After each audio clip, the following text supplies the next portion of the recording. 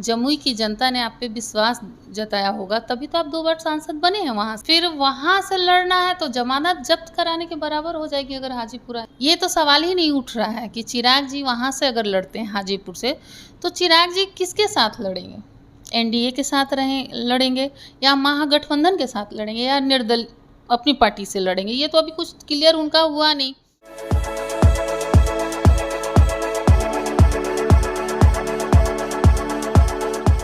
नमस्कार, आप देख रहे हैं मीडिया दर्शन और मैं हूं आपके साथ सचिन तिवारी। 2024 लोकसभा चुनाव को लेकर राजनीतिक सरगर्मियां काफ़ी तेज हो गई हैं। वैसे में हाजीपुर हॉट सीट माना जा रहा है और पशुपति भी दावा कर रहे हैं चुनाव लड़ने को लेकर, और इधर चिराग पासवान भी दावा कर रहे हैं। हमारे साथ बात करने के लिए राष्ट्रीय लोक जनशक्ति पार्टी के महिला प्रकोष्ठ के प्रदेश अध्यक्ष हैं स्मिता शर्मा जी। बताइए, हाजीपुर हॉट सीट बना हुआ है, इधर चिराग पासवान भी दावा कर रहे हैं, उधर पशुपति पारस भी दावा कर रहे हैं, क्या लगता है? देखिए, सबसे पहली बात है कि वो सीट हमारे माननीय मंत्री जी पशुपति पारस जी का है, क्योंकि वहीं से सांसद वो हैं। चिराग जी की जहाँ से सांसद है वो वहाँ से क्यों नहीं लड़ना चाहते हैं? ये सवाल भी कभी उनसे किया जाए कि आप 2 बार वहाँ से सांसद रह चुके हैं, जमुई की जनता ने आप पे विश्वास जताया होगा, तभी तो आप 2 बार सांसद बने हैं वहाँ से। फिर वहाँ छोड़कर हाजीपुर क्यों? ये कहीं लगता नहीं कि ये मतलब राजनीतिक ना होके कुछ पर्सनल ये चीज़ें निकाली जा रही हैं? क्योंकि आप जहाँ से सांसद वहाँ के लिए लड़िए। वो भी तो आप बोलते हैं कि जो सांसद जहाँ के हैं वहाँ की धरती उनके लिए माँ समान होती है। उन्होंने कहा भी है इस चीज़ को।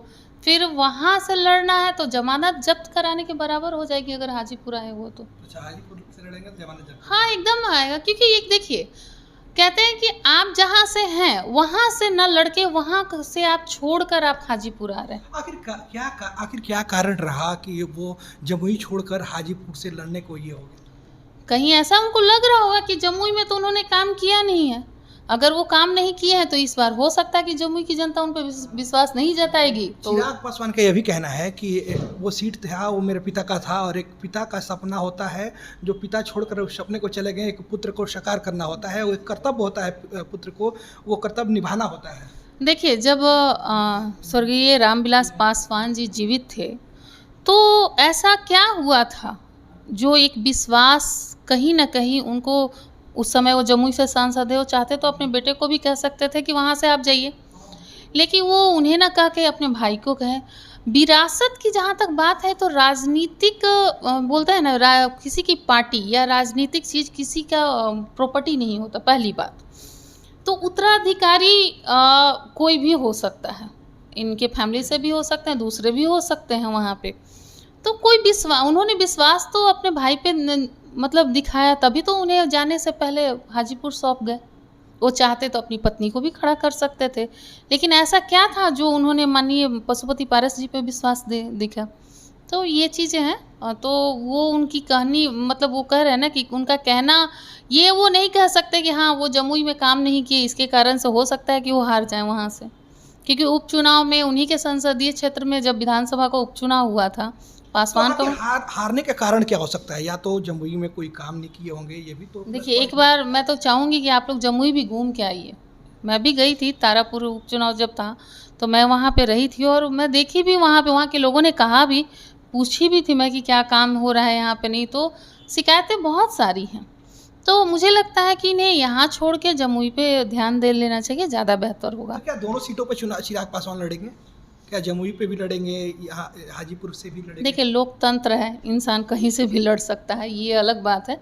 अब अगर उनको यहाँ से ही लड़ने का मन है तो आए, मोस्ट वेलकम। अगर चिराग पासवान यहाँ से लड़ते हैं तो पशुपति पारस क्या समस्तीपुर से चुनाव लड़ेंगे? नहीं, हाजीपुर से ही लड़ेंगे। अगर समस्तीपुर से पशुपति चुनाव लड़ते हैं तो प्रिंस राज फिर कहाँ जाएंगे? नहीं, देखिए, ये तो सवाल ही नहीं उठ रहा है कि चिराग जी वहाँ से अगर लड़ते हैं हाजीपुर से, तो चिराग जी किसके साथ लड़ेंगे? एनडीए के साथ लड़ेंगे या महागठबंधन के साथ लड़ेंगे या निर्दल अपनी पार्टी से लड़ेंगे? ये तो अभी कुछ क्लियर उनका हुआ नहीं। जहाँ तक हमारी पार्टी की बात है तो आप जानते हैं कि हमारी पार्टी एनडीए में है, तो हाजीपुर से लड़ाई माननीय पशुपति पारस जी ही करेंगे।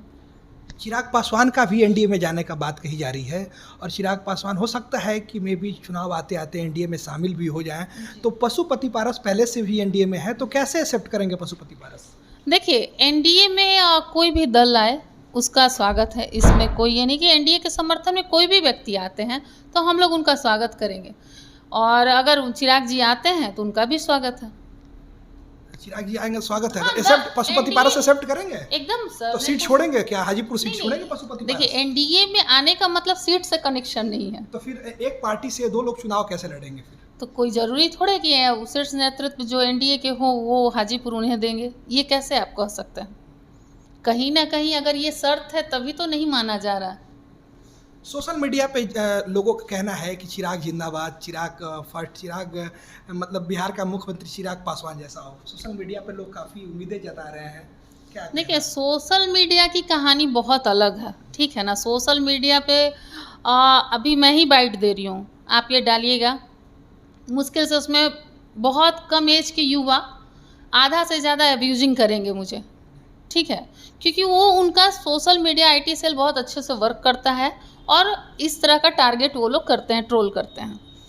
तो ये काम है सोशल मीडिया। अभी बहुत सारा चीज़ आप ट्रोलिंग हो रहा है, तो क्या सच्चाई वही है? क्या सोशल मीडिया वाकई सच्चाई दिखाती है? अगर सोशल मीडिया सच्चाई दिखाती है तो वो लोग जो पासवान समाज से हैं, एक गार्जियन बार बार ये कह रहे हैं कि मेरा दिल तोड़ा गया, मेरा अपमान किया गया, तो वो बातें क्यों नहीं मान रहे हैं पासवान समाज के लोग? जो बुजुर्ग हमारे मंत्री जी के साथ जुड़े हुए हैं या हमारे पार्टी से जो भी पासवान भाई जुड़े हुए हैं, उन्हें उन लोगों को सच्चाई पता है। हाजीपुर के लोगों से जाके पूछिए, या उस दिन भी हाजीपुर के लोग यहाँ पे आए थे, सब लोग सच जानते हैं। तो आपको नहीं लगता कि वो सोशल मीडिया पे कोई पब्लिक ना करके कोई आईटी सेल के लोग काम करते हैं उनका? तो वो देखिए, दिखाने के लिए बहुत कुछ है, सोशल मीडिया बहुत कुछ ऐसा दिखाया जाता है, लेकिन बहुत बार आप लोग भी कहते हैं कि इस चीज़ की सत्यता पे हम लोग ये नहीं कर सकते हैं। तो उसी तरह से सोशल मीडिया पे वो खेलते हैं, उनकी आदत है खेलने की। जिस तरह से सीबीआई के द्वारा तेजस्वी यादव पे चार्जशीट दायर किया गया है, उसके बाद बिहार की सियासी काफ़ी तेज है और बीजेपी का लोगों का कहना है, यानी एनडीए का लोगों का कहना है कि चिराग पासवान तेजस्वी यादव इस्तीफा दें।